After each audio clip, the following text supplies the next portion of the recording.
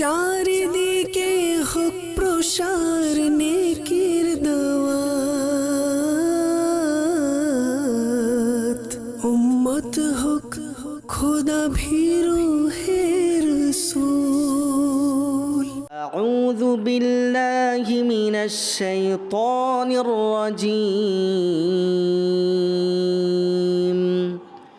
বিসমিল্লাহির রহমানির রহিম। তাবারাকাল্লাযী বিয়াদিহিল মুলকু ওয়া হুয়া আলা কুল্লি শাইইন কাদির। الذي خلق الموت والحياة ليبلوكم أيكم أحسن عملا وهو العزيز الغفور.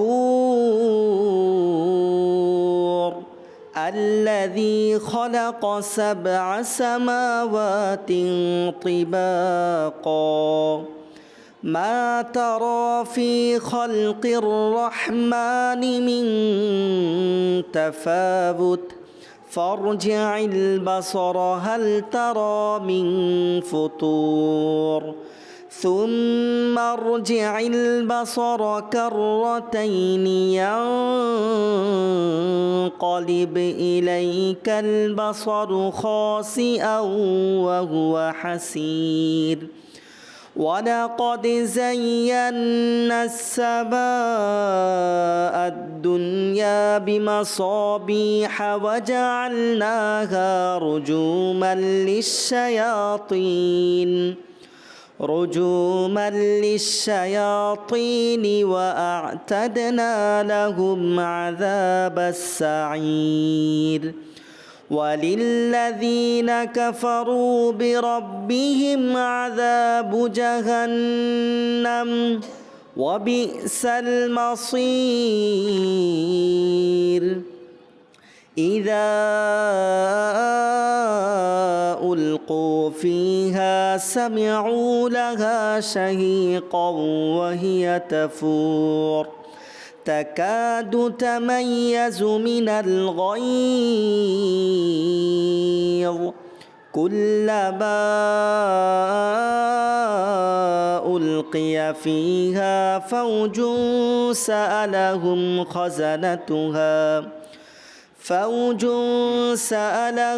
خزنتها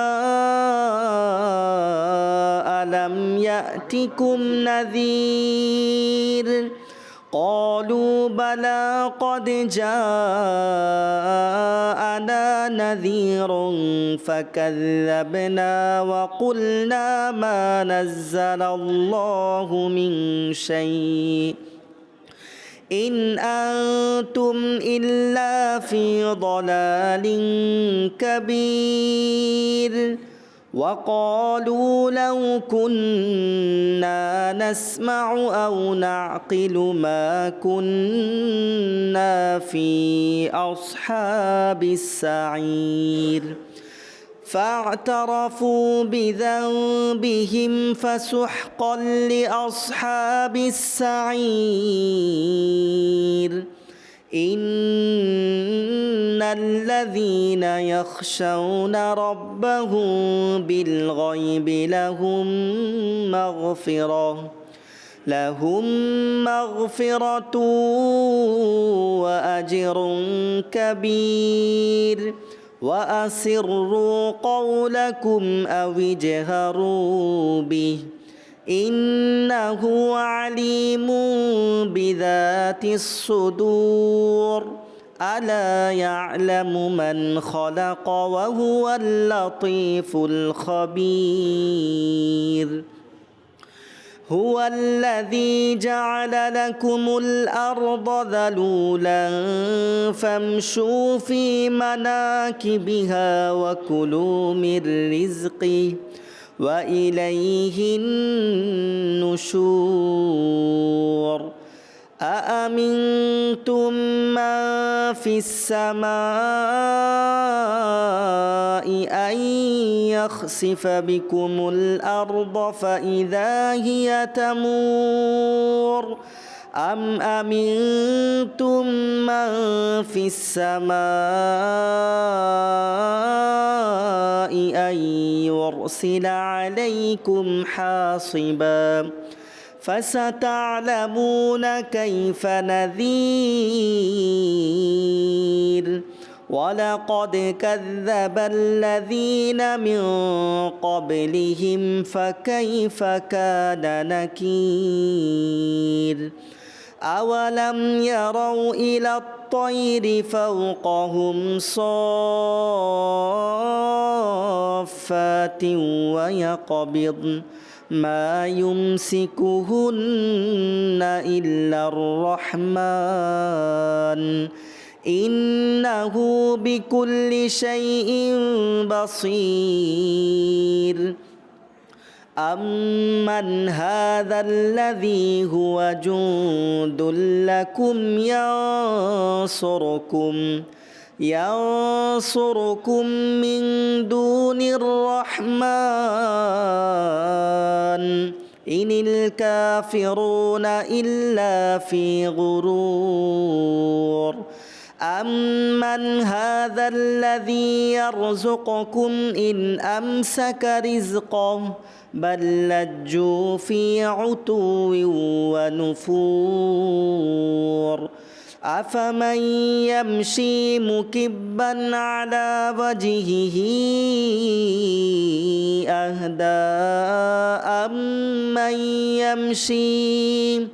أمن يمشي سويا على صراط مستقيم قل هو الذي أنشأكم وجعل لكم السمع والأبصار والأفئدة قليلا ما تشكرون قل هو الذي ذرأكم في الأرض وإليه تحشرون ويقولون متى هذا الوعد إن كنتم صادقين قل إنما العلم عند الله وإنما أنا نذير مبين فلما رأوه زلفة سيئت وجوه الذين كفروا وقيل هذا الذي كنتم به تدعون قل أرأيتم إن أهلكني الله ومن معي أو رحمنا فمن يجير الكافرين من عذاب أليم قل هو الرحمن آمنا به وعليه توكلنا فستعلمون من هو في ضلال مبين قل أرأيتم إن أصبح ماؤكم غورا فمن يأتيكم بماء معين الله يأتينا وهو رب العالمين آمنت بالله صدق الله العظيم وصدق رسوله النبي الحبيب الكريم صلوا على الحبيب صلى الله تعالى على محمد صلى الله تعالى عليه وآله وسلم আসুন প্রাণপ্রিয় ইসলামী ভাইরা আমরা নাতে রসুল সাল্লাল্লাহু তাআলা আলাইহি ওয়া আলিহি ওয়াসাল্লাম শ্রবণ করার পূর্বে কিছু ভালো ভালো নিয়ত করে নিই আমি নিয়ত করছি নাত রাসূল সাল্লাল্লাহু তাআলা আলাইহি ওয়া আলিহি ওয়াসাল্লাম পরিবেশন করব আল্লাহ এবং তার রাসূল সাল্লাল্লাহু তাআলা আলাইহি ওয়া আলিহি ওয়াসাল্লামের সন্তুষ্টির উদ্দেশ্যে। আপনারাও নিয়ত করে নিন নাত রাসূল সাল্লাল্লাহু তাআলা আলাইহি ওয়া আলিহি ওয়াসাল্লাম শ্রবণ করবেন আল্লাহ এবং তার রাসূল সাল্লাল্লাহু তাআলা আলাইহি ওয়া আলিহি ওয়াসাল্লামের সন্তুষ্টির উদ্দেশ্যে ইনশাআল্লাহ। সাল্লাল্লাহু আলাইকা ইয়া রাসূলুল্লাহ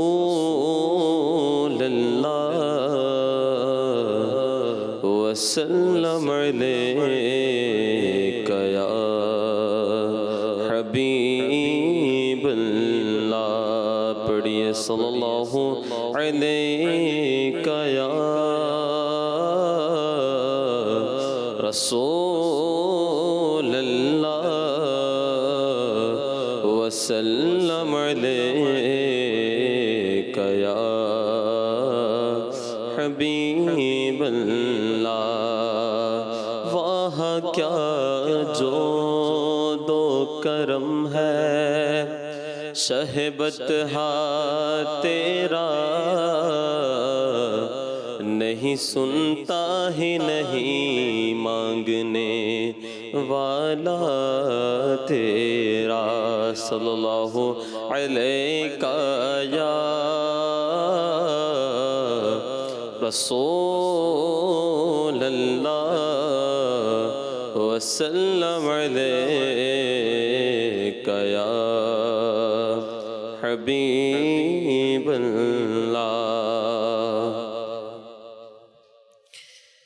या रसूलल्लाह या हबीबल्लाह, बोलो या रसूलल्लाह या हबीबल्लाह, या रसूलल्लाह या हबीबल्लाह।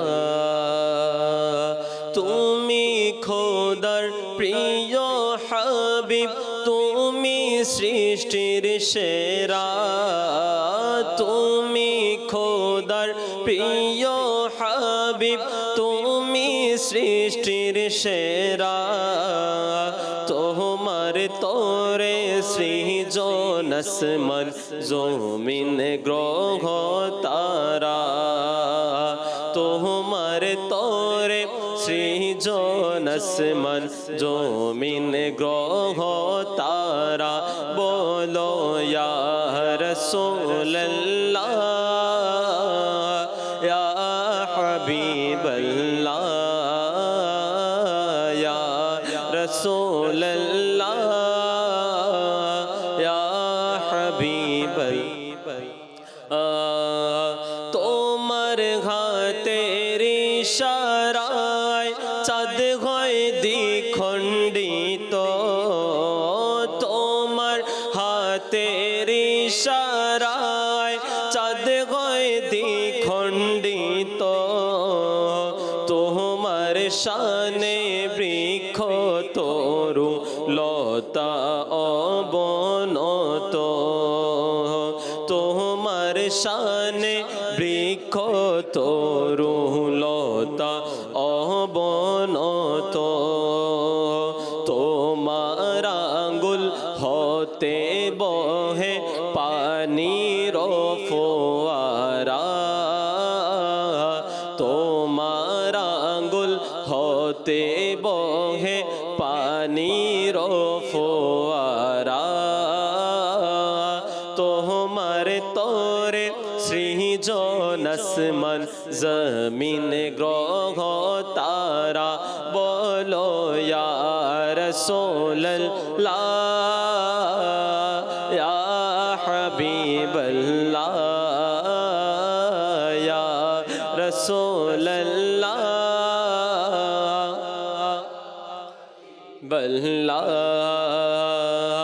তোমাকে না দেখলে জীবন হবে আমার বেকার, তোমাকে না দেখলে জীবন হবে আমার বেকার।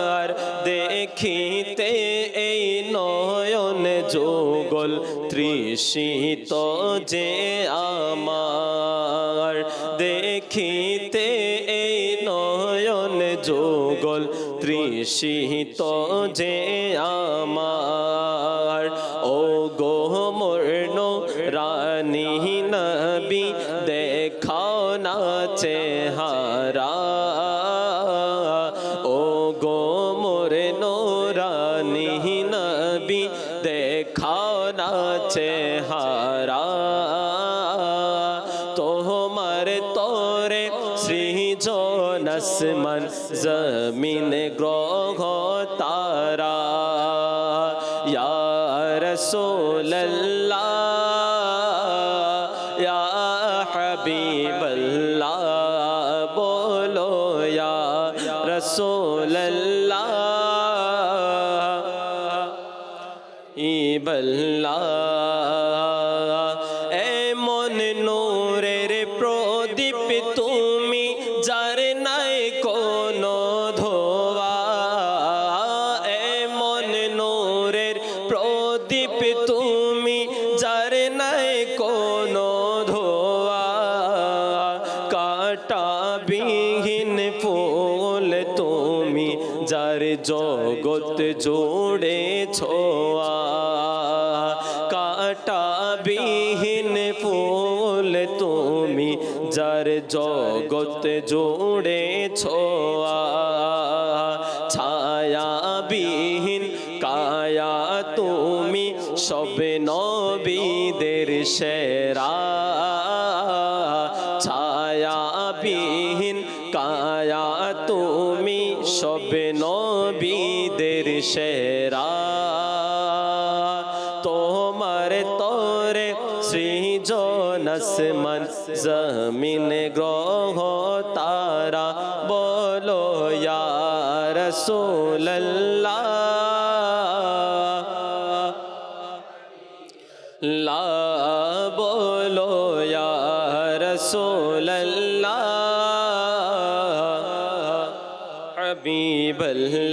হাবিবাল্লাহ তুমি রাজি হলে হবে খোদা আমার রাজি তুমি রাজি হলে হবে খোদা আমার রাজি তোমার হাতে দিলেন খোদা দো জাহানের চাবি তোমার হাতে দিলেন খোদা দো জাহানের চাবি রাজি থেকো আমার উপর ও হে খোদার প্যারা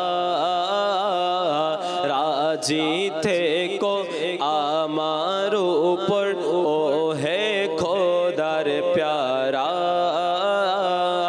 তোমার তোরে সৃজন আসমান জমিন গ্রহ তারা বলো ইয়া রাসূলুল্লাহ ইয়া হাবিবাল্লাহ ইয়া রাসূলুল্লাহ বল্লা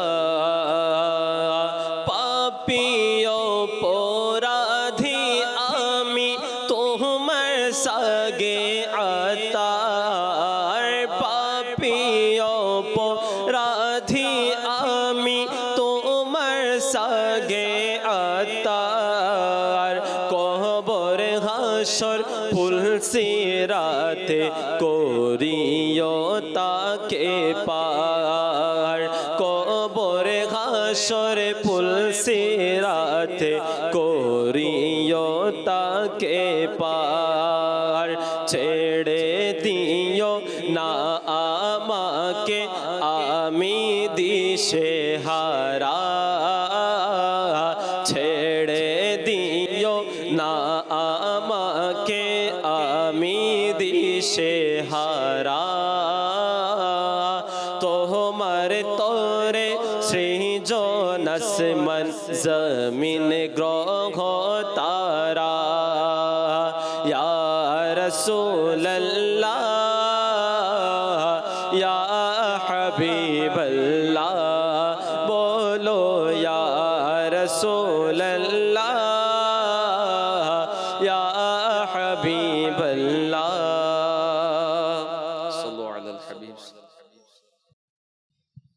لله رب العالمين والصلاة والسلام على سيد الأنبياء والمرسلين أما بعد فأعوذ بالله من الشيطان الرجيم بسم الله الرحمن الرحيم الصلاة والسلام عليك يا رسول الله وعلى آلك وأصحابك يا حبيب الله الصلاة والسلام عليك يا نبي الله وعلى آلك وأصحابك يا نور الله প্রিয় ইসলামী ভাইয়েরা, মাদানী চ্যানেল দর্শকবৃন্দ, দুরুদে পাকের অগণিত ফজিলত ও বারাকাত রয়েছে আল্লাহ তাবারক ওয়া তাআলার সর্বশেষ ও সর্বশ্রেষ্ঠ নবী মুহাম্মদুর রাসূলুল্লাহ সাল্লাল্লাহু তাআলা আলাইহি ওয়া আলিহি ওয়াসাল্লাম ইরশাদ করেন, যে ব্যক্তি আমার প্রতি প্রতিদিন 100 বার দরুদ শরীফ পাঠ করবে, আল্লাহ তাআলা তার 100টা চাহিদা পূর্ণ করে দিবেন। এর মধ্যে 70টি আখেরাতে, 30টি দুনিয়াতে। অর্থাৎ দুনিয়ার 30টি পেরেশানি, হাজাত, প্রয়োজন, আসলে আমাদের কিন্তু অত বেশি প্রয়োজন হয় না। একটা লিস্ট করলে 30টা কিন্তু অনেক। কিন্তু আল্লাহ তাবারক ওয়া তাআলা যে ব্যক্তি প্রতিদিন 100 বার দুরূদ পড়বে, আল্লাহ নবী সাল্লাল্লাহু আলাইহি ওয়াসাল্লাম ইরশাদ করতেছেন তার 100টা পূর্ণ হবে, আখেরাতে 70টা, দুনিয়াতে, তার মানে পেরেশানি থেকে মুক্ত। সাল্লু আলাল হাবিব সাল্লাল্লাহু। প্রিয় আকা সাল্লাল্লাহু আলাইহি ওয়াসাল্লাম ইরশাদ করেন, আফদালুল আমালি আন-নিয়্যাতুস সাদিকাহ, সত্য নিয়ত সবচেয়ে উত্তম আমল। আসুন আমরা সকলেই নিয়ত করে নেই আল্লাহ তাআলার সন্তুষ্টির জন্য, সওয়াব হাসিলের জন্য, ইলমে দ্বীন অর্জনের জন্য, আমাদের পিতা মাতা সহ আমাদের মুরব্বিয়ানি কেরামের ইসালে সওয়াবের জন্য। আমরা যা শুনব তার উপর আমল করে অন্যের নিকট পৌঁছানোর জন্য আমরা বয়ান শুনবো ইনশাআল্লাহ। সাল্লু আলাল হাবিব সাল্লাল্লাহু তাআলা আলা মুহাম্মদ সাল্লাল্লাহু আলাইহি ওয়াসাল্লাম। প্রিয় ইসলামী ভাইরা, নিজের এবং অপরের সংশোধনের চেষ্টা করা ইসলামের মূল উদ্দেশ্যের অন্তর্ভুক্ত। বর্তমানে একটি বিরাট অংশ আছে যারা এই সংশোধনের উদ্দেশ্যটা যে আমার এবং অপরের সকল মানুষের, এটা ভুলে যাচ্ছে। সংশোধনের একটি অনন্য মাধ্যম হচ্ছে নফসের জবাবদিহিতা। আমি কি করছি, নিজের আমলের পর্যবেক্ষণ, নিজের কাজের পর্যবেক্ষণ। আজ আমরা নফসের জবাবদিহিতা, সেলফ অ্যাকাউন্টেবিলিটি, গুরুত্ব এবং এর উপকারিতা সম্পর্কে কিছু শোনার চেষ্টা করব ইনশাআল্লাহ। বুজুর্গদের নফসের জবাবদিহিতা, সেলফ অ্যাকাউন্টেবিলিটি, কিছু ঘটনাবলী শ্রবণ করব। বর্তমান যুগে আমরা দৈনিক ভিত্তিতে নিজের আমলের জবাবদিহিতা কিভাবে করব, এই সম্পর্কেও কিছু বিষয় আমরা শুনবো আজকে বয়ানে, এই বিষয়গুলো ইনশাআল্লাহ। আসুন সর্বপ্রথম নফসের জবাবদিহিতার বরকত সম্বলিত একটি ঘটনা শ্রবণ করি। কারণ যখন কোনো বিষয়ের বিশেষ কিছু দয়া, রহমত, বারাকাত জানা যায়, ওই বিষয়ের প্রতি মানুষের আগ্রহটা বেড়ে যায়। বনি ইসরাইলের এক ব্যক্তি অত্যন্ত এবাদত গুজার ব্যক্তি ছিলেন। তিনি রাতে আল্লাহ সুবহানাহু ওয়া তাআলার এবাদতে মশগুল থাকতেন। দিনের বেলায় ঘুরে ঘুরে কিছু সামগ্রী মানুষের কাছে বিক্রি করতেন। তিনি প্রায় নিজের নফসের জবাবদিহিতা করতেন, অর্থাৎ নিজের আমলের জবাবদিহিতা করতে গিয়ে বলতেন, হে নফস, আল্লাহ পাককে ভয় করো। হে নফস, আল্লাহ পাককে, অন্য কেউ না, নিজেরটা নিজে। একদিন তিনি প্রতিদিনের ন্যায় নিজের ঘর থেকে উপার্জনের উদ্দেশ্যে বের হলেন। চলতে চলতে একজন ধর্নাঢ্য ব্যক্তির বাড়ির সামনে পৌঁছলেন। নিজের জিনিস বিক্রি করার জন্য যখন আওয়াজ দিলেন, ওই ধনীর স্ত্রী যখন সেই সুদর্শন ব্যক্তিকে নিজের দরজার সামনে দেখল, তখন বাহানা করে প্রাসাদের ভিতর তাকে নিয়ে গেল প্রাসাদে এবং বলতে লাগলো, হে ব্যবসায়ী, আমার অন্তর তোমার প্রতি ধাবিত হয়েছে। আমার নিকট অনেক সম্পদ, উন্নত মানের পোশাক এগুলো রয়েছে, তুমি এই কাজ ছেড়ে দাও। আমি তোমাকে রেশমি পোশাক এবং অনেক সম্পদ দেব। এই অফার শুনে তার নফস ওই মহিলার প্রতি ধাবিত হতে লাগল। কিন্তু যেহেতু তার অভ্যাস ছিল নিজের নফস এর সাথে কথা বলা, হিসাব নেয়া, তাই সাথে সাথেই তার অভ্যাস অনুযায়ী নফসকে উদ্দেশ্য করে বললেন, হে নফস, আল্লাহকে ভয় করো। অতঃপর সেই মহিলাকে উত্তর দিল, আমি আমার প্রতিপালককে ভয় করি। সেই মহিলা বলতে লাগলো, তুমি আমার চাহিদা পূরণ করা ব্যতীত এখান থেকে বের হতে পারবে না। সেই ব্যক্তি আবারও বলল, হে নফস, আল্লাহকে ভয় করো। সেই ব্যক্তি যখন এটা বলল এবং মুক্তির উপায় ভাবতে লাগলো, অবশেষে তিনি ওই মহিলাকে বললেন, আমাকে সুযোগ দাও যে আমি অজু করে 2 রাকাত নামাজ আদায় করব। অনুমতি পাওয়ার পর তিনি অজু করলেন, ছাদে চলে গেলেন, সেখানে 2 রাকাত নামাজ আদায় করলেন।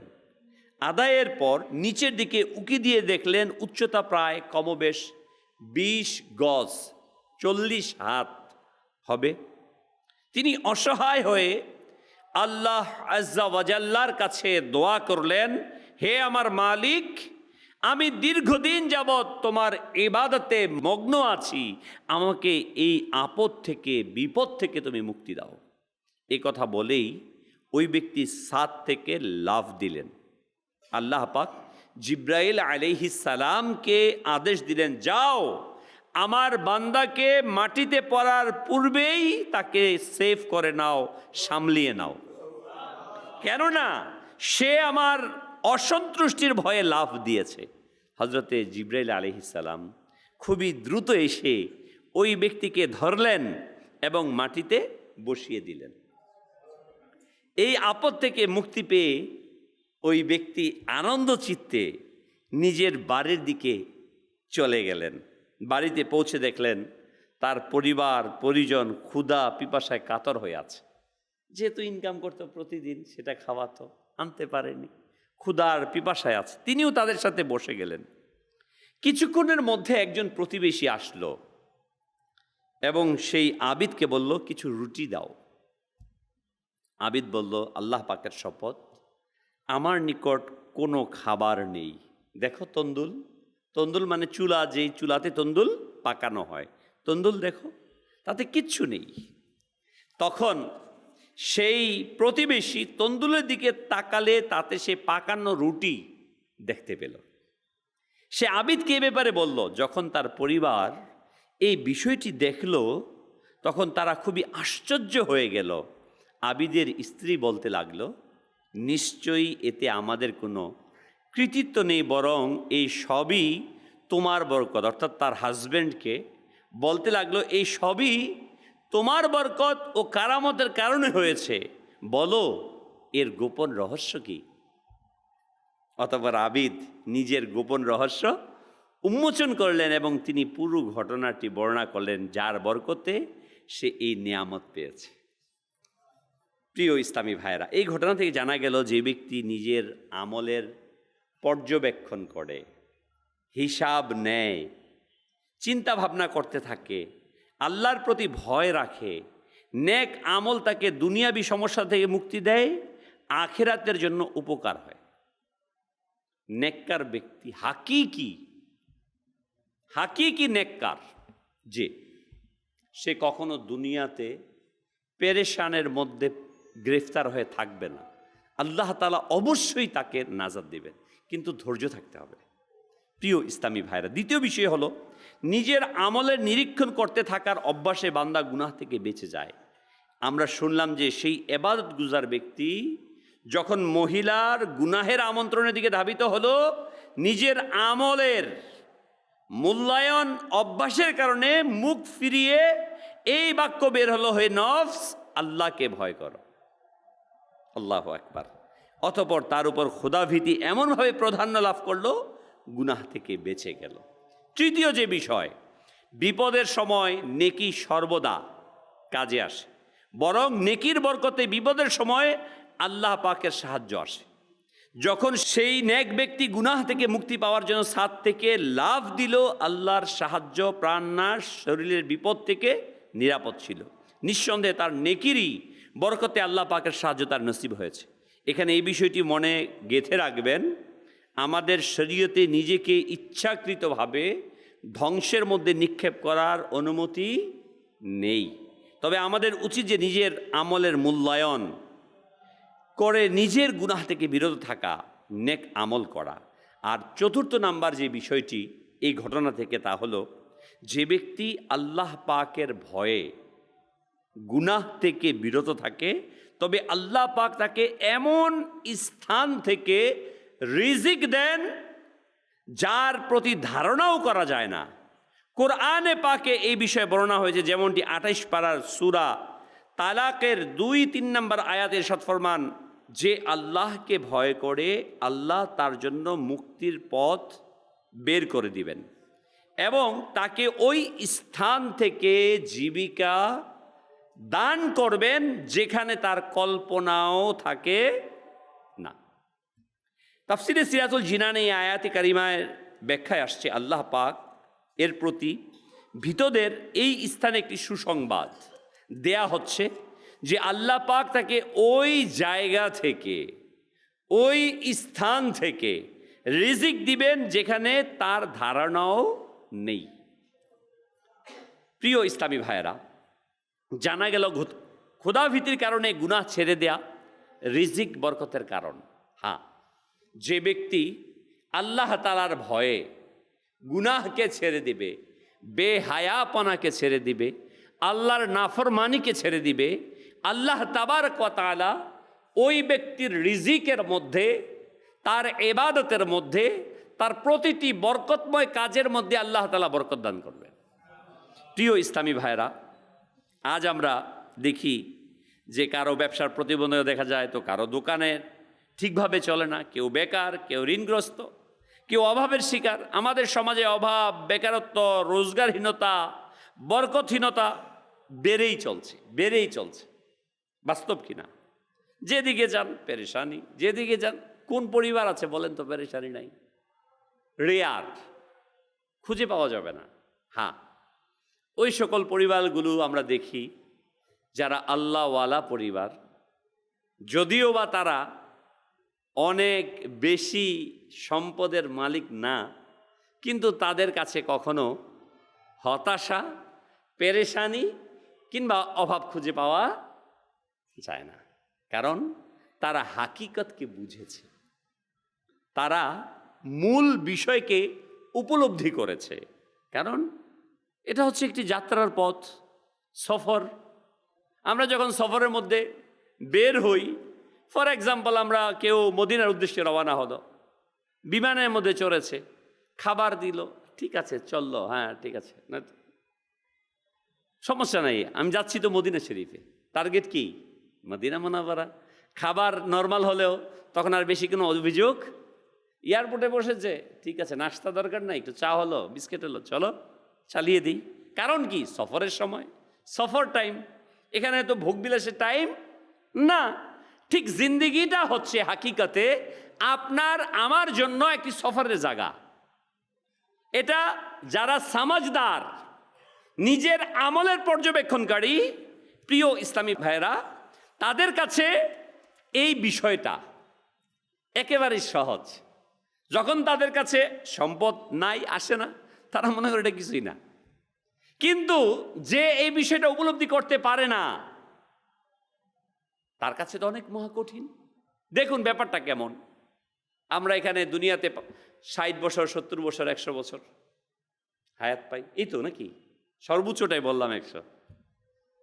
আর আমরা বয়ানে শুনি, জানি সবাই কিয়ামতের ময়দানটা হবে একটা দিন, যার দীর্ঘতা হবে, তার ডিউরেশন হবে 50,000 বছর। কত বছর? 50,000 বছর। ইসলাম এসেছে আমরা বলি 1450 বছর। এবার ভাবুন কিয়ামতের ময়দানটা যদি 50,000 বছরের। আল্লাহু আকবার, আল্লাহু আকবার। ব্যাপারটা কেমন? আমরা এই সাময়িক পৃথিবীতে আছি, এর জন্য খুব বেশি লালায়িত হয়ে যাই। একটা হচ্ছে আল্লাহ রব্বুল আলামিনের পক্ষ থেকে স্বাভাবিকভাবে বেশি পেরেশানি না নিয়ে আসা, আরেকটা খুব উঠে পড়ে লাগা। দুটোর মধ্যে পার্থক্য আছে। আমার করতেই হবে। কিছু মানুষ আছে সম্পদ করতেই হবে, খাবার ভালো খেতেই হবে না। আপনি আমি যদি নেক আমলের দিকে, আমরা শুনলাম জবাবদিহিতার মধ্যে যাই নিজেকে নিয়ে।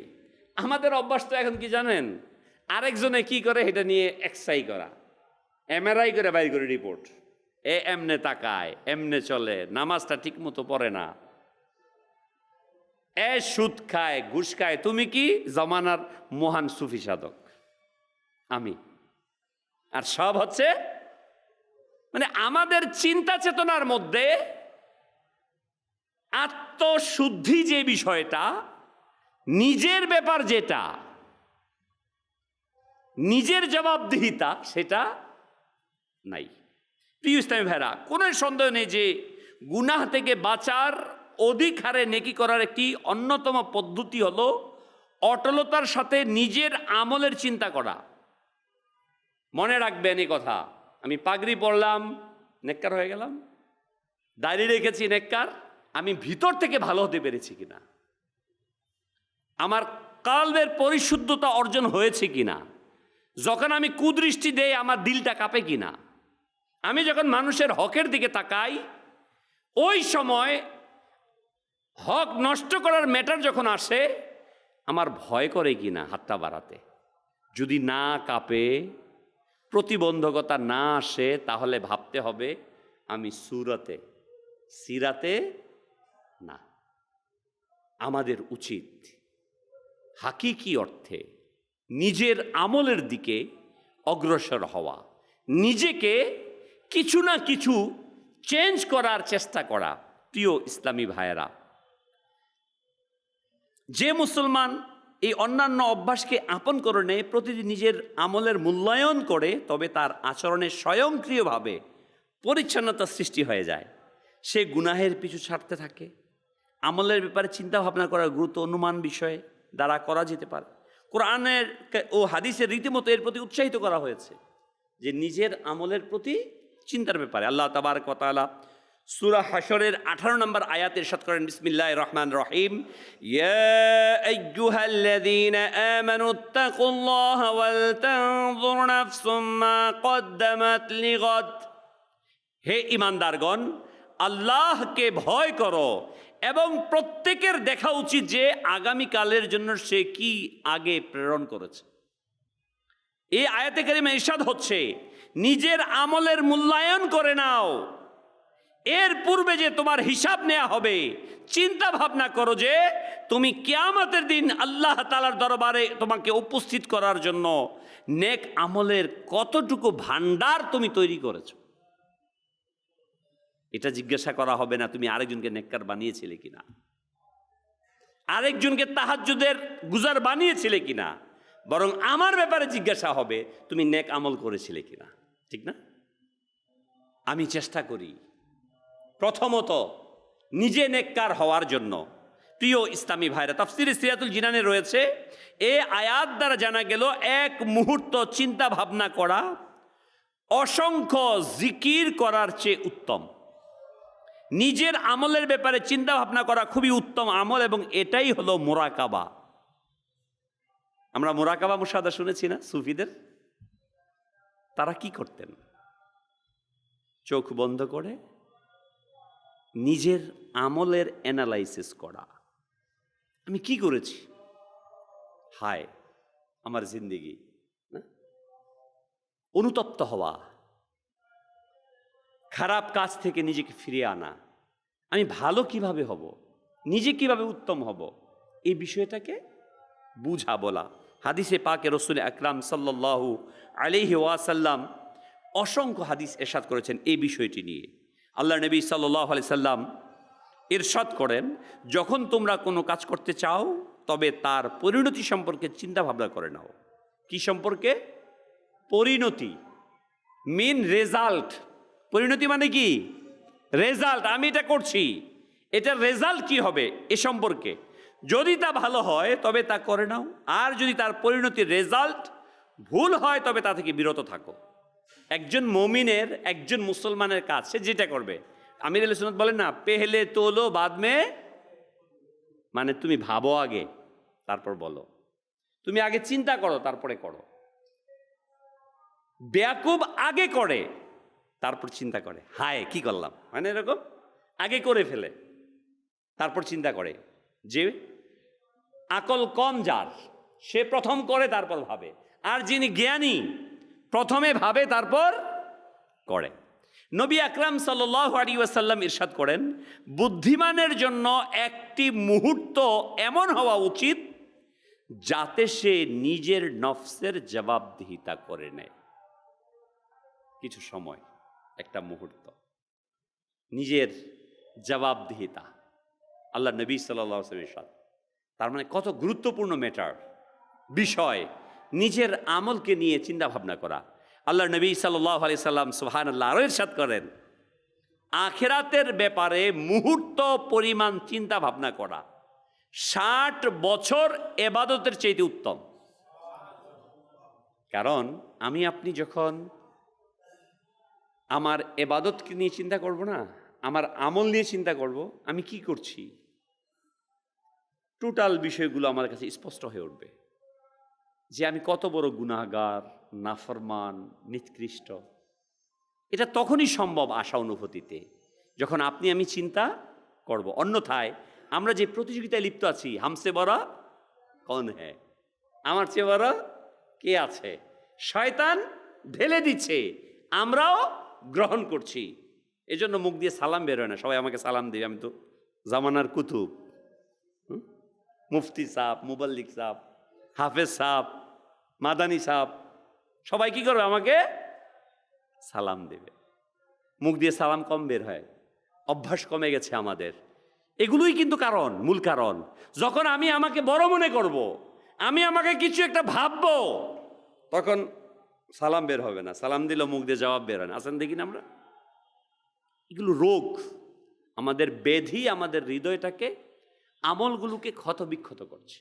এগুলো থেকে বের হওয়ার মাধ্যম হচ্ছে নিজের আমলের পর্যবেক্ষণ করা, যা শাইখে তরিকাত আমির রেসাদ আমাদেরকে দিয়েছেন 72 নেক আমল রেসালা। কিন্তু দুঃখের বিষয় আমরা করিও ধুম তাড়াতাড়ি না, একটু ভাবা দিয়েছেন, কিন্তু আমি ভাবার জন্য। আমি কি ভাবতেছি নাকি খালি ঘর পূরণ করতেছি? আমাকে এটা চিন্তা করা উচিত। আল্লাহ তাআলা আমাদেরকে তৌফিক দান করুন। প্রিয় ইসলামী ভাইয়ের, আয়াতে মোবারকা, এর তাফসির এবং রসুল আকরাম সাল্লাল্লাহু আলাইহি ওয়াসাল্লামের হাদিসে মোবারকা থেকে জানা গেল, আমাদের ধর্মে নিজের আমলের জবাবদিহিতা, সেলফ অ্যাকাউন্টেবিলিটি করার প্রবল উৎসাহ দেওয়া হয়েছে। কেননা নফসের জবাবদিহিতা করার কারণে মানুষ গুনাহ থেকে বেঁচে যায়, নেকি করা সহজ হয়, আল্লাহ পাক এবং বান্দার হকসমূহ আদায়ের মানসিকতা সৃষ্টি হয়, মন খোদাভীতি সৃষ্টি করে, মানুষের জাহির ও বাতিন সৌন্দর্য সৃষ্টি হয়, মৃত্যুর পূর্বে মৃত্যুর প্রস্তুতির মানসিকতা সৃষ্টি হয়, আল্লাহ পাকের নেক বান্দাদের পদাঙ্ক অনুসরণের চলার মানসিকতা সৃষ্টি হয়, ভালো অভ্যাস সৃষ্টি হয়, মন্দ অভ্যাস থেকে মুক্তির মানসিকতা সৃষ্টি হয়। মোট কথা, নফসের জবাবদিহিতার কারণে দুনিয়াও সহজতা হয়, আখেরাতও ভালো হয়ে যায়। এই কারণে আমাদের ধর্ম নফসের জবাবদিহিতা করার শিক্ষা দিয়ে। আসুন নফসের জবাবদিহিতা করার সংজ্ঞাকে আমরা শ্রবণ করে নেই, যে জবাবদিহিতা কাকে বলে। ইমাম মোহাম্মদ বিন মোহাম্মদ গাজ্জালি আলাইহি রাহমাতুল্লাহিল কবি তার বিশ্ববিখ্যাত কিতাব ইহইয়ায়ে উলুম এ বলেন, আমলের আধিক্য, সংখ্যায় বেশি এবং ক্ষতি সাধনের জন্য যে চিন্তা ভাবনা করা হয় তাকে জবাবদিহিতা বলে। যদি বান্দা নিজের সারাদিনের আমলকে সামনে রাখে যাতে তাতে কম বেশি সম্পর্কে জানা যায়, এটাই হচ্ছে জবাবদিহিতা। যে আমি আজকে মিথ্যা কথা কি বলেছি, যেটা আমির আহলে সুন্নাত আমাদেরকে সুন্দরভাবে দিয়ে দিয়েছে, নেক আমল রেসালা ৭২টি, এর মধ্যে ৫২টা প্রতিদিনের, না? কত সুন্দরভাবে আমির আহলে সুন্নাত আমাদেরকে দিয়েছেন যে আমি নিজেকে জবাবদিহিতার সামনে নিয়ে আসি। প্রিয় ইসলামী ভাইরা, আল্লাহ সুবহানাহু ওয়া তাআলার দয়া যে আমির আহলে সুন্নাত আমাদেরকে নিজের আমলের জবাবদিহিতা করার মানসিকতা দিতে থাকেন। মানুষের উচিত আখিরাতের বিষয়ে কিছু চিন্তা ভাবনা করা। সুবহানাল্লাহ, সুবহানাল্লাহ। হযরতে আনাস বিন মালিক রাদিয়াল্লাহু তাআলা আনহু বলেন, আমি একটি বাগানে গেলাম, তখন সেখানে আমিরুল মুমিনিন সাইয়্যিদুনা ফারুক-এ আজম রাদিয়াল্লাহু তাআলা আনহু এর আওয়াজ শুনলাম। তিনি সেখানে আছেন, তার আওয়াজ আমি শুনতে পেলাম। আমার এবং তার মাঝে একটি দেয়ালের প্রতিবন্ধক ছিল, দেয়ালের আড়ালে আমি ছিলাম, দেখা যাচ্ছিল না, প্রতিবন্ধক ছিল। তিনি বলছিলেন, অর্থাৎ ওমর রাদিয়াল্লাহু তাআলা একা বসা ছিলেন, আমি দেখতেছিলাম, তার আওয়াজ আমি শুনতেছিলাম। কি বলছিলেন ওমর বিন খাত্তাব? তিনি বলছিলেন, ওমর খাত্তাবের সন্তান এবং আমিরুল মুমিনিন, তা পদবী, মানে নিজেকে নিজে বলতেছে আমিরুল মুমিনিন পদবী। বাহ, কতই না সুন্দর। হে ওমর, আল্লাহ পাককে ভয় করতে থাকো, অন্যথায় আল্লাহ পাক তোমার কঠিন আযাব দিবে। হে আশিকে সাহাবাগণ, একটু ভাবুন তো, যিনি আমিরুল মুমিনিন, জান্নাতের সার্টিফিকেটধারী, যাকে জান্নাতের নিশ্চিত সুসংবাদ প্রদান করেছেন, সেই ফারুকে আজম, যার ছায়া দেখলে শয়তান পালিয়ে যায়, ওই আমিরুল মুমিনিন যাকে প্রিয় নবী সাল্লাল্লাহু আলাইহি ওয়াসাল্লাম অসংখ্য সুসংবাদ দিয়েছেন, যার সম্পর্কে আল্লাহ পাকের রসুল এভাবে দোয়া করেছেন, হে দয়ালু আল্লাহ, ওমর বিন খাত্তাবের মাধ্যমে ইসলামকে সম্মান দান করো। যার সিদ্ধান্ত অনুযায়ী কোরআনুল কারীমের আয়াতে মোবারকা অবতীর্ণ হয়, এত উঁচু শান যার, তিনি নিজেকে তিরস্কার করতেছে, তুমি আমিরুল মুমিনিন। আর আমরা কি না, যার প্রতিটা সেকেন্ড ছিল নেকে পরিপূর্ণ। আরে নেক তো নেক, মানে শুধু তিনি নেক করেন নাই, বরং নেকের ফোয়ারা বইয়ে দিয়েছেন। আল্লাহু আকবার। আর আমরা কি করছি প্রিয় ইসলামী ভাইরা? এতই উচ্চ শান শওকতের পর আমিরুল মুমিনিন ওমর রাদিয়াল্লাহু তাআলা নিজে আমলে জবাবদিহিতা করতেন, নিজেকে উপদেশ দিতেন, হে ওমর, আল্লাহ পাককে ভয় করতে থাকো, হে ওমর, আল্লাহ পাককে ভয় করতে থাকো। যখন তার নফসের জবাবদিহিতার অবস্থা এমন, তখন আমরা যারা গুনাহে ডুবে আছি, দিন রাত উদাসীনতার জীবন অতিবাহিত করি, আমাদের নিকট তো নেকের নামমাত্র নেই। আমাদের নিজের নফসের জবাবদিহিতা করা কতটুকু অধিক প্রয়োজন। আসুন আল্লাহ পাকের একজন নেক বান্দার ঘটনা শুনি, যে তিনি নিজের আমলের কিভাবে জবাবদিহিতা করতেন। হযরতে তাওবা বিন সিম্মা রাহমাতুল্লাহি তাআলা আলাইহি নিজের নফসের জবাবদিহিতা করতে গিয়ে একদিন হিসাব করলেন, তার বয়স ৬০ বছর ছিল। দিনে হিসাব করলেন, তখন ২১,৫০০ দিন হলো। তিনি চিৎকার দিয়ে বললেন, হায় আফসোস, যদি আমি দিনে একটি গুনাহ করি তবে সত্যিকার বাদশাহ আল্লাহ পাকের সাথে ২১,৫০০ গুনাহ সহকারে সাক্ষাৎ করব, অথচ প্রতিদিন ১০,০০০ গুনাহ করছি, তবে কি অবস্থা হবে? এ কথা ভেবেই তিনি অজ্ঞান হয়ে পড়লেন এবং তার উফাত হয়ে গেল। লোকেরা কাউকে তার সম্পর্কে বলতে শুনেছেন যে, হে আল্লাহর বান্দা, মহান ফেরদৌসের দিকে যাও। প্রিয় ইসলামী ভাইয়েরা, নিঃসন্দেহে এটা ভাবাও যাবে না যে হযরতে তাওবা বিন সিম্মা রহমতুল্লাহ গুনাহে লিপ্ত ছিলেন। হয়তো নিঃসন্দেহে তার পবিত্র জীবনে কোনো গুনাহ অনেক দূরে ছিলই না, কিন্তু এই ঘটনা থেকে আমরা আমাদের অবস্থা সম্পর্কে ভাবি, কেননা আমাদের অবস্থা এমন যে আমরা দিনে একটি নয় ডর্জনখানেক গুনাহ করি। গুনাহ আর গুনাহ হচ্ছে না, কথা বলতে গেলে, চোখ তাকালে, ব্যবসা, চাকরি, ব্যক্তি জীবন, পারিবারিক জীবন, সামাজিক জীবন, যে কাজের সাথে আছি, কেউ লেখাপড়া করছি, হ্যাঁ, যেখানে আছি, বলেন তো আমরা কত গুনাহ করছি। আসলেই ব্যাপারটা কেমন না? সহজভাবে ৬০ দিয়ে ৩৬৫কে গুণ দিলেন, ২১,৫০০ গুনাহ। আল্লাহু আকবার।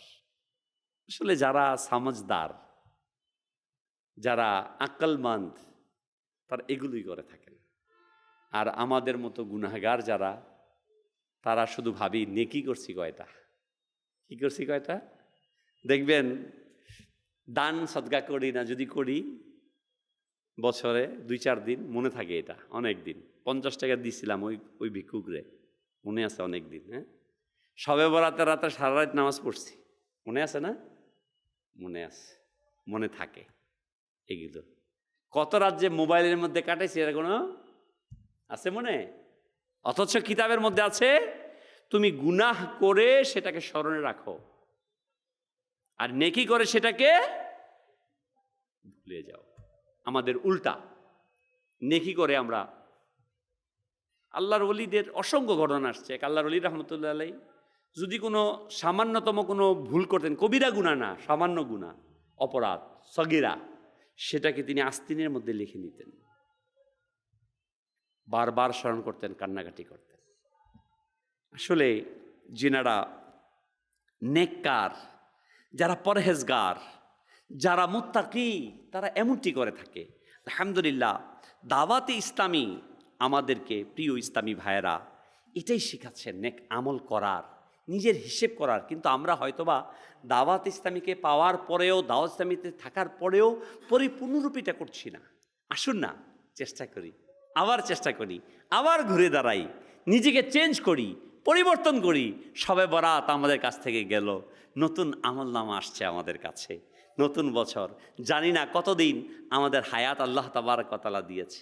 এখন থেকে, আজকে থেকে আবার নিয়ত করি, আমাদের সামনে আলহামদুলিল্লাহ মাহে রমাদান আসছে, নিয়ত করি যে ইনশাআল্লাহুল করিম আমি আমার আমলকে পরিপূর্ণ করব, নিজের হিসেবকে শিখার জন্য, পরিপূর্ণরূপে নেয়ার জন্য। ইনশাআল্লাহুল করিম এই বছর আমি দাওয়াতে ইসলামীর সাথে ১ মাসের ইতিকাফে শরীক হব ইনশাআল্লাহ।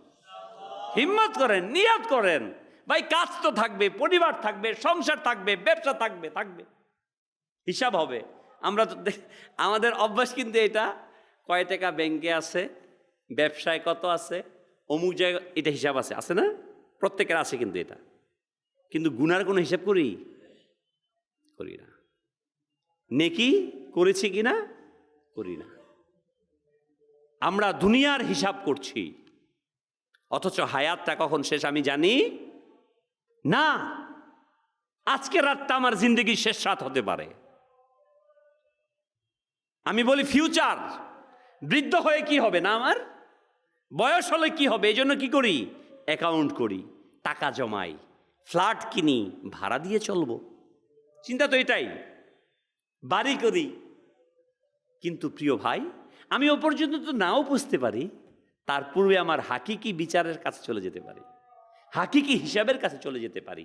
আমি আপনাদের কাছে অনুরোধ জানাবো, আলহামদুলিল্লাহ আমাদের কাছে সুযোগ আসছে। সাহাবায়ে কেরাম আলাইহিমুর রিদওয়ান, তিনারা এভাবেই নিজেকে তৈরি করেছেন। মাহে রমাদানুল মুবারক এবাদতের মধ্যে মশগুল করে দিতেন।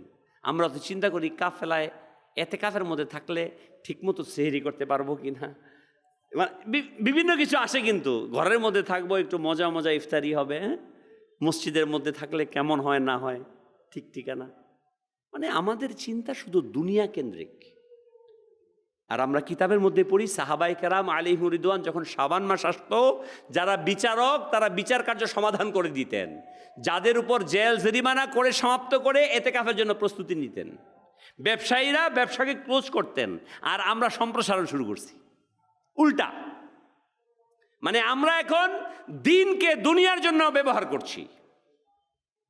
দিনকে মসজিদের মধ্যে আসি, দোয়া করি ইমাম সাহেবের কাছে, হুজুর ব্যবসার লেগে একটু দোয়া করেন, হুজুর একটু ভালো চাকরি লেগে দোয়া। বাস্তব না এটা? মানে সবাই বেড়াতের রাত এখানে এসে করবো ইমানের সাথে জন্য বেঁচে থাকতে পারি দোয়া, এখানে এসে সব কিসের জন্য? মাল মাল মাল মাল। মানে আমরা শুধু মালের পিছনে একেবারে ফানা হয়ে যাচ্ছে। না প্রিয় ভাই, আসলে এগুলো হচ্ছে দুনিয়াদারের নিদর্শন। আমরা নামাজ আদায় করি, সেজদা দিয়েও শুধু দুনিয়া চাই, নামাজ পড়েও দুনিয়া চাই, সদকা করেও দুনিয়া চাই, দান করেও কাউকে হেল্প করেও দুনিয়া চাই। এখান থেকে একটু চেঞ্জ হন, পরিবর্তন হই আমরা। দুনিয়াকে এত চাইেন না, অনেক আছে আমাদের কাছে দুনিয়া, আসলেই আছে। সাহাবায়ে কেরামের জিন্দিগি যদি আমরা দেখি, সাহাবায়ে কেরাম যারা ধর্নাঢ্য ছিলেন না, তারাও আমরা যে আলিশান ভাবে থাকি এইভাবে নাই, ছিল না তাদের জিন্দিগিটা। তাদের ঘর মোবারকগুলো যদি আমরা কিতাবের মধ্যে পড়ি, কতটুকু সাইজ ছিল একজনের ঘর? 20 ফিট বাই 30 ফিট বা এরকম বিভিন্ন সাইজের ছোট ছোট ঘর।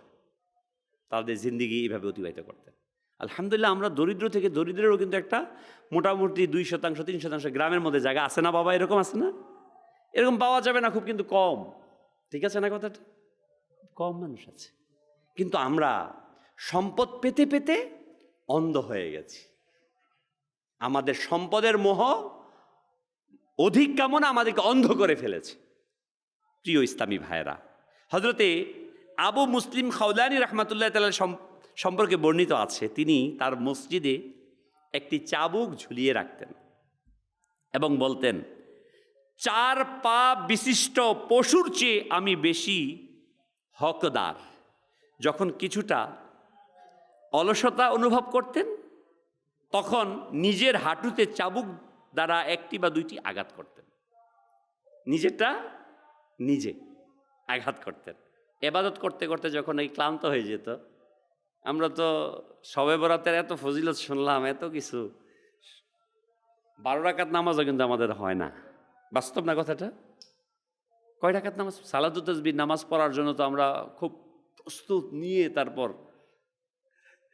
আধা ঘন্টার নামাজ, সেটার জন্য খুব প্রস্তুতি নেই। আর আমাদের বুজুর্গানে দিনরা কীভাবে নামাজ পড়তেন, এবাদত করতেন, ঘন্টা না পুরো রাত অতিবাহিত করে দিতেন এবং নিজেকে প্রস্তুত নিতেন। হে আশেকানে আউলিয়া, হে আশেকানে রসুলগণ। হযরতে আবু মুসলিম খাওলানি রহমতুল্লাহ আলাইহি অধিক হারে ইবাদত করতেন, কিন্তু তবু তিনি অলসতা থেকে বাঁচার জন্য মসজিদে চাবুক ঝুলিয়ে রেখেছেন। নেক আমলের পুস্তিকা যদি আমাদের নিকট থাকে, তবে সেই অনুযায়ী চিন্তা ভাবনা করে আমাদের অলসতা দূর হবে, নেক আমলের প্রতি আগ্রহ সৃষ্টি হবে। বিশ্বাস করুন, নেক আমলের পুস্তিকা নিজের সংশোধনের জন্য একটি উত্তম উপায়, যেটা আমির আহলে সুন্নাত আমাদেরকে দিয়েছেন, নেক আমলের পুস্তিকা। সুতরাং এটি মাকতাবাতুল মদিনার স্টল থেকে সংগ্রহ করুন। নেক আমল নাম্বার 15। আজকে কি আপনি আপনার আমলের জবাবদিহিতা করে নেক আমলের পুস্তিকার শখ পূরণ করেছেন? 15 নম্বর প্রশ্নের মধ্যে আছে। এই অনুযায়ী আমল করা শুরু করে দিন, ইনশাআল্লাহুল কারীম। ধীরে ধীরে আমল বৃদ্ধির পাশাপাশি অন্তরে গুনার প্রতি ঘৃণা অনুভব হবে। আল্লাহ তাবারক ওয়া তাআলা আমাদের সবাইকে সেই তৌফিক দান করুন। প্রিয় প্রিয় ইসলামী ভাইয়েরা, আলহামদুলিল্লাহ সুম্মা আলহামদুলিল্লাহ, আমাদের প্রত্যেকের উচিত, দেখুন আজকে যে বয়ানরা, এটা পরিপূর্ণটা আমাদেরই জন্য। আসলে বয়ান তো আমাদের জন্যই হয়। হাকিকতে আমরা অনেকে বলি না, ভাই এই লোকটা খুব খুব আল্লাহওয়ালা, নিজের জন্য কিচ্ছু করে না, শুধু দিনের জন্য করতেছে, বলি না অনেক সময়? ভুল কথা। এটা কি কথা? উনি খুব জ্ঞানী, উনি সব পুরাটা নিজের জন্য করতেছে। কার জন্য করতেছে? আমি বেয়াকুব, এই জন্য দুনিয়ার জন্য করি। কারণ আমি যেই টাকাটা উপার্জন করি, এটার মালিক কিন্তু পরিপূর্ণটা আমি না। নবী সাল্লাল্লাহু আলাইহি ওয়াসাল্লাম ইরশাদ ফরমান, তোমার যে সম্পদ, যা তুমি খেয়েছো, যা তুমি পড়েছো, আর যা তুমি আল্লাহর রাস্তায় খরচ করেছো, এটা তোমার। বাকি যে ব্যাংক ব্যালেন্স, বাড়ি, বিল্ডিং, জায়গা, ফ্ল্যাট, দোকান আছে, এগুলো আপনার আমার না, উত্তরাধিকারী সম্পদ। অতএব আপনি আমি যেন এর জন্য বেশি লালায়িত না হই। একটা মানুষ বেশি খাবার খাইতে পারে না, সত্যি কথা। একটা মানুষ বেশি খাবার খেতে পারে না। সম্পদকে পুঞ্জীভূত করার জন্য শুধু আমরা প্রতিযোগিতায় লিপ্ত। আসুন প্রিয় ইসলামী ভাইয়েরা, আমরা নিজেদেরকে, নিজেদের আমলকে পর্যবেক্ষণ করি, নিজেকে গুনাহ থেকে বাঁচাই। আলহামদুলিল্লাহ, এর উত্তম মাধ্যম, উত্তম উপায় হচ্ছে নেক আমল, এই বইটিকে, রেসালাটিকে পূর্ণ করা এবং অভ্যাস করার জন্য আবারও আমি আপনাদেরকে দাওয়াত দিব। আলহামদুলিল্লাহ, আমাদের মাঝে সুবর্ণ সুযোগ চলে আসছে। আলহামদুলিল্লাহ, মাহে রমাদানুল মুবারকে চাঁদ উদিত হবে। রমাদান ইয়া সাহিবাল কোরআন, আল্লাহু আকবার।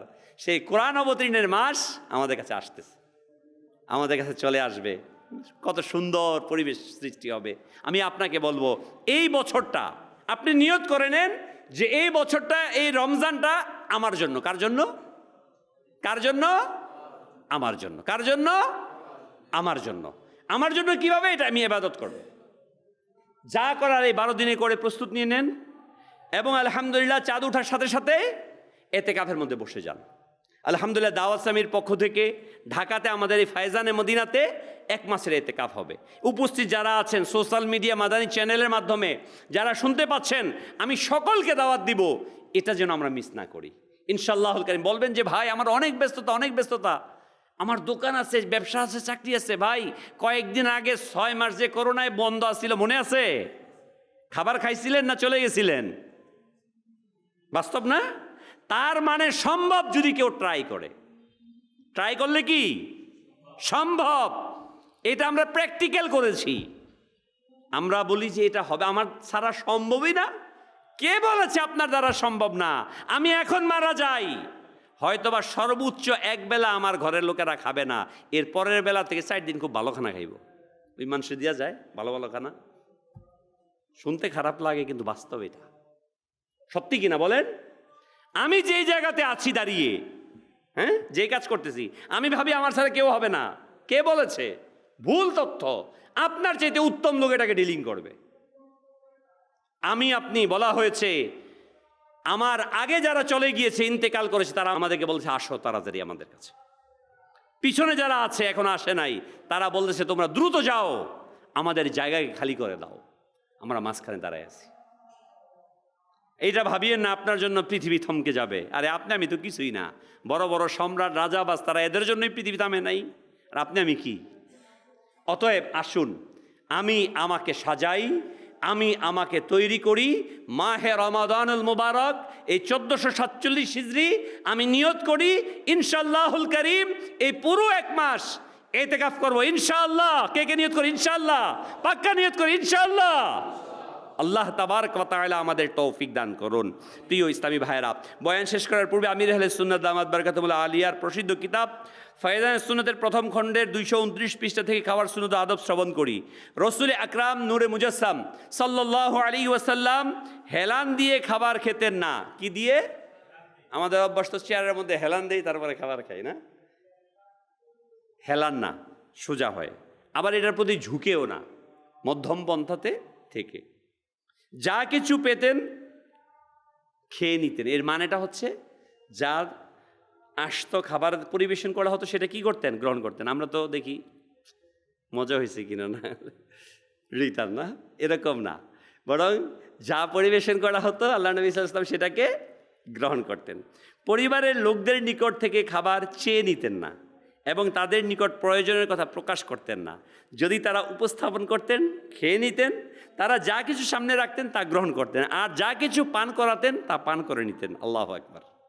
কেমন অভ্যাস মোবারক না? আমরা তো বৈশাখে এটা আনো, এটা আনো, এটা আনো। আল্লাহ নবী সাল্লাল্লাহু আলাইহি ওয়াসাল্লামের আদত মোবারক, যা দিতেন তা খেয়ে নিতেন। আল্লাহু আকবার। অনেক সময় নিজে উঠে পানাহারের বস্তুগুলোকে নিতেন। হুজুর সাল্লাল্লাহু আলাইহি ওয়াসাল্লাম নিজের সামনে থেকে শুরু করতেন, 3 আঙ্গুল দ্বারা খাবার খেতেন, আর কোনো সময় 4 আঙ্গুল দিয়েও খেতেন, কিন্তু 2 আঙ্গুল দ্বারা খাবার খেতেন না। প্রিয় নবী সাল্লাল্লাহু আলাইহি ওয়াসাল্লাম ইরশাদ করেন, এটা শয়তানের খাওয়ার পদ্ধতি। কয় আঙ্গুল? 2 আঙ্গুল। জবের অমসৃণ ভুসি আলাদা করা হয়নি এমন আটা রুটি আহার করতেন। রসুল করিম সাল্লাল্লাহু আলাইহি ওয়াসাল্লামের খাবার প্রায়ই খেজুর পানি দিয়ে হতো।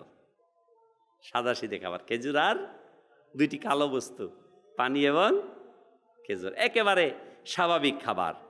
প্রিয় ইসলামের আসুন, দাওয়াত ইসলামীর সাপ্তাহিক ইজতেমায় পঠিত দুরুদ ও 2টি দোয়া আমরা পাঠ করে নিই।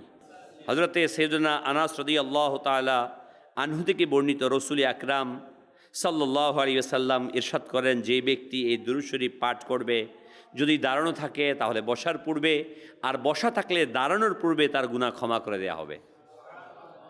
আল্লাহুম্মা সাল্লি আলা সাইয়্যিদিনা ওয়া মাওলানা মুহাম্মাদিন ওয়া আলা আলিহি ওয়া সাল্লিম। যে ব্যক্তি এই দুরূদ শরীফ পাঠ করবে তার উপর রহমতের 70টি দরজা খুলে দেয়া হবে। সাল্লাল্লাহু আলা মুহাম্মদ। হযরত আহমদ সাবির রাহমাতুল্লাহ আলাইহি কতিব বুজুর্গ থেকে বর্ণনা করেন, এই দুরূদ শরীফ একবার পাঠ করলে 6 লক্ষ বার দুরূদ শরীফ পাঠ করার সওয়াব অর্জন হয়। আল্লাহুম্মা সাল্লি আলা সাইয়্যিদিনা মুহাম্মাদিন আদাদা মা ফি ইলমিল্লাহি সালাতান দাইমাতাম বিদাওয়ামি মুলকিল্লাহ। একদিন এক ব্যক্তি আসলো, প্রিয় নবী সাল্লাল্লাহু আলাইহি ওয়াসাল্লাম তাকে নিজের এবং সিদ্দিক আকবর রাদিয়াল্লাহু তাআলার মাঝখানে বসালেন। এতে সাহাবায়ে কেরাম আলিম রিদওয়ান খুব আশ্চর্য হলেন যে সম্মানিত লোকটিকে। যখন তিনি চলে গেলেন তখন রাসূল করিম সাল্লাল্লাহু আলাইহি ওয়াসাল্লাম ইরশাদ করলেন, সে যখন আমার উপর দুরূদ শরীফ পাঠ করে তখন এভাবে পড়ে। আসুন আমরাও চেষ্টা করি কিছুটা সেভাবে পড়ার জন্য। আল্লাহুম্মা সাল্লি আলা মুহাম্মাদিন কামা তুহিব্বু ওয়া তারদা লাহ। রাসূল আকরাম সাল্লাল্লাহু আলাইহি ওয়াসাল্লাম ইরশাদ করেন, যে ব্যক্তি এইভাবে দুরূদ শরীফ পাঠ করবে তার জন্য আমার শাফাআত ওয়াজিব হয়ে যায়। আল্লাহুম্মা সাল্লি আলা মুহাম্মাদিন ওয়া আনজিলহুল মাকআদাল মুকাররাবা ইনদাকা ইয়াউমাল কিয়ামা।